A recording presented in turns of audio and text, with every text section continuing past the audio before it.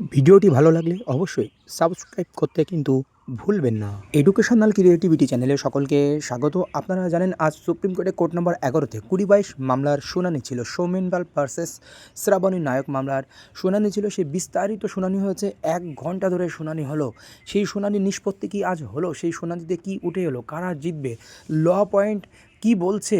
২০০৫ এবং ২০১৬ recruitment rules কি আছে? বিস্তারিত এই শুনানিতে উঠে আসবে এবং শুনানির ভবিষ্যৎ কী হতে চলেছে সেই সম্পর্কিত বিস্তারিত তথ্য কিন্তু আপনাদের সামনে তুলে ধরবো। পরবর্তী স্টেপ কী আছে বা পরবর্তী শুনানি কবে সেই সম্পর্কিত পুরো পিকচারটা কিন্তু আপনাদের সামনে আমি ক্লিয়ার করব। চলুন আমরা ক্লিয়ার করে নিই। আমরা প্রথমেই হিয়ারিংয়ের শুরুতে দেখেছি কিন্তু ২০-২২ দের পক্ষ থেকে পাটোয়ারি স্যার দাঁড়িয়েছিলেন। উনি বারবার ক্লিয়ার করার চেষ্টা করেছিলেন যে 9533 যেটা নিয়োগটা হয়ে গেছে প্রি ২০-২২ ব্যাচ, তাদের কিন্তু কোনো আমরা হস্তক্ষেপ করছি না। তারা একদম ফ্রেশ রিক্রুটমেন্ট হয়েছে, তাদের থেকে আমাদের কোনো দাবি নেই। কিন্তু এই যে ২০০৮ বা ২১০০ যে শূন্য পদ রয়েছে, যা ২০-২২ জন্য রাখা হয়েছে, যে 9533 যখন অর্ডার হয়েছিল সুপ্রিম কোর্ট থেকে, সেখানে ২০-২২ কথা লেখা আছে। সেখানে পশ্চাৎ ইতিমধ্যে পরীক্ষা ইন্টারভিউ নিয়েছে, এদেরকে দেওয়ার জন্য বলা হচ্ছে। কারণ পশ্চাতের স্ট্যান্ড ডিভিশন বেঞ্চে আরেক রকম, সুপ্রিম কোর্টে আরেক রকম। তারা ইন্টারভিউ দিয়েছে, তাদেরকে এই নিয়োগের সুযোগ দেওয়া যাক, এটাই কিন্তু ছিল ২০-২২ পক্ষ থেকে অ্যাডভোকেট পাটোয়ারি স্যারের একটি সাবমিশন বলা যেতে পারে, মৌখিক সাবমিশন। লিখিত সাবমিশন তো আসবেই, তাহলে কি ২০-২২ দিকে যাচ্ছে এই মামলাটি? মাঝখান থেকে এনওএস ডিএলএডের পক্ষ থেকেও কিন্তু কিছু ইম্পর্টেন্ট তথ্য তুলে ধরা হয়। তো সেই এনওএস ডিএলএডের কথা শোনেন, কিন্তু এনওএস ডিএলএডরা এখানে কোনোভাবেই সুযোগ পাবেন না, সেটাও কিন্তু বিচারপতি অঙ্গভঙ্গি দেখে আমরা বুঝতে পারি।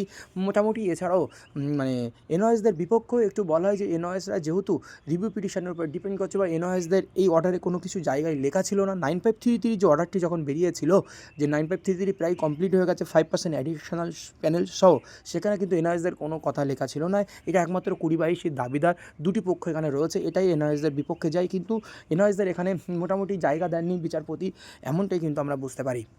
কিন্তু এখানে বিচারপতি পাটোয়ারি স্যারের যে কথাগুলো শুনেছিলেন, কিছুটা সম্মতি প্রকাশ করেছিলেন। কিন্তু আমরা ওই শুনানি দেখে মনে করছিলাম যে ২০-২২ দিকে মামলাটি যাবে বা ২০-২২ জয় হবে, এমনটাই বলা যেতে পারে।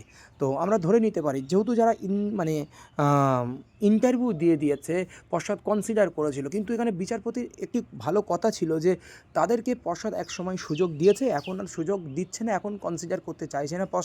পশ্চাৎ কেন দুরকম স্ট্যান্ড করছেন এই মুহূর্তে, এমনটাই কিন্তু বোঝা যায় যখন পাটোয়ারি স্যার বলছিলেন। তো তারপরে কিন্তু একটা জিনিস আমরা যখন পশ্চাতের পক্ষে সিনিয়র অ্যাডভোকেট সুবীর সান্যাল দাঁড়িয়েছিলেন, উনি কিন্তু ল পয়েন্ট নিয়ে একটু ঘাটাঘাটি করেন যে ল পয়েন্ট কী বলছে। তো এখানে কনসিডার বা আবেগ সব কিছু থাকলেও ল পয়েন্ট কিন্তু অন্য কিছু বলছে। ল পয়েন্ট কী বলছে? রিক্রুটমেন্ট প্রসেসে অংশগ্রহণ করার জন্য একটি নিয়ম হলো কি, তাকে টেট পাস থাকতে হবে ও ডিএলএড কমপ্লিট করতে হবে।